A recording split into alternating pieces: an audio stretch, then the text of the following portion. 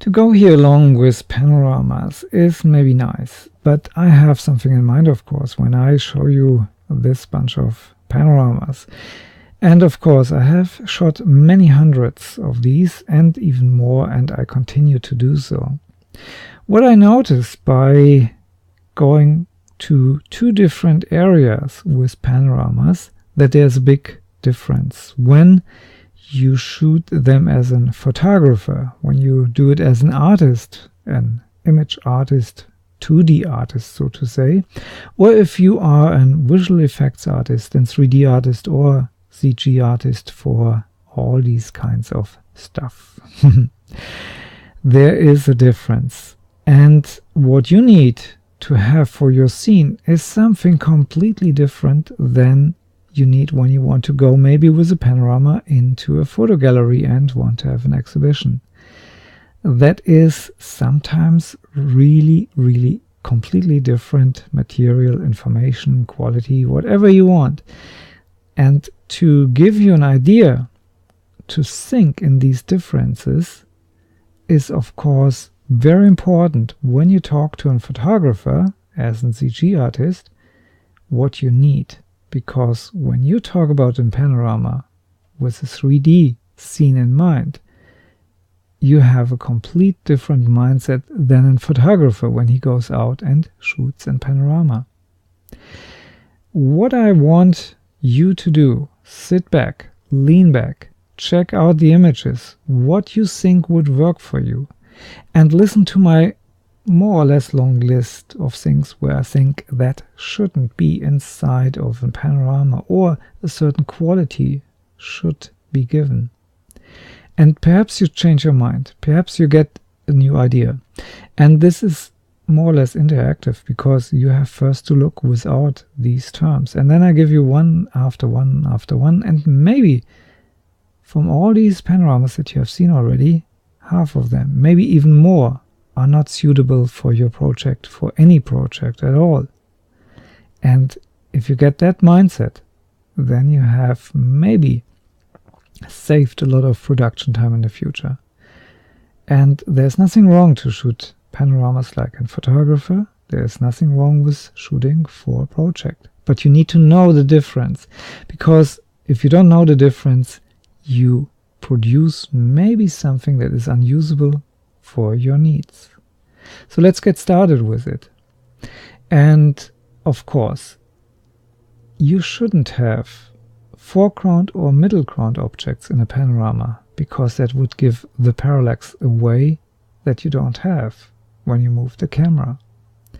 They shouldn't be tone mapped, because you can't set up a scene exactly with the same micro contrast settings that a tone mapping finally produces. And it would be really hard to get in an animation into that.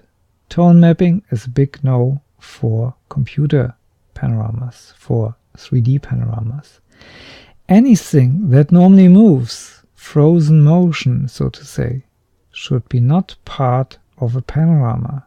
That could be a plane that then hangs in the air, or a pedestrian that won't move at all. Motion, anything in that shouldn't be part of a panorama. Noise is a dead giveaway that you have an image in the background. You need to denoise your image very carefully. Sharpening, and I have here in mind the sharpening that maybe you do for print with a lot of success. For CG work, for 3D work, that's a big no. Because most sharpenings are cheap tricks. They just increase contrast, put even black into an edge. And that is a dead giveaway, that you have no quality in it. If you want to work with sharpening tools, use deconvolution. Yes, that's a longer process. Yes, that's expensive, computer-wise. But it repairs an image instead of fixing it with cheap tricks.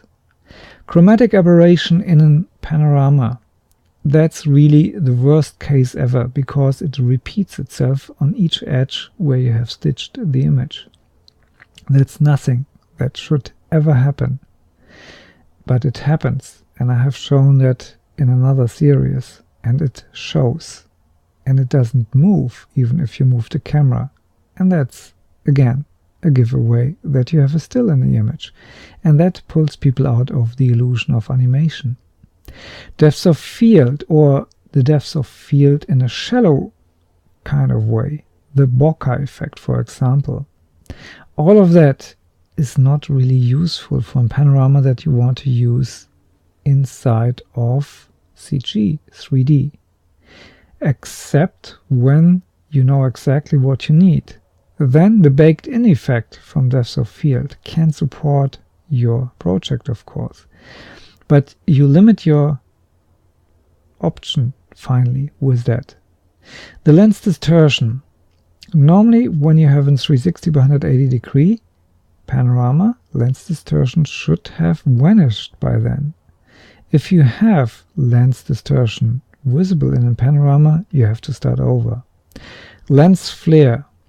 That is really something really bad to have in a panorama, because lens flare moves when the camera moves, and if it is baked into a panorama, it's clear that the panorama is an image and not a background that is maybe alive. It is very important to have the time of the day and the year exactly fitting to the scene.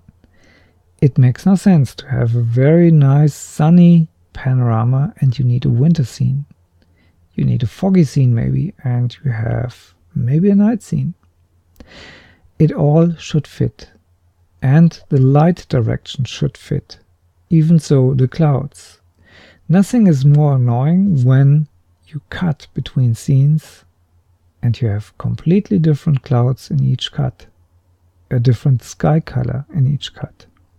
And the perspective, the point of where the panorama was shot from, should roughly match, of course, the point where your camera is in the scene. And that sums it up already, roughly. There's certainly more, and you will find maybe some other areas. But if you follow along these lists, you might have more success with panoramas. Thanks for listening. Have fun with it. Bye bye.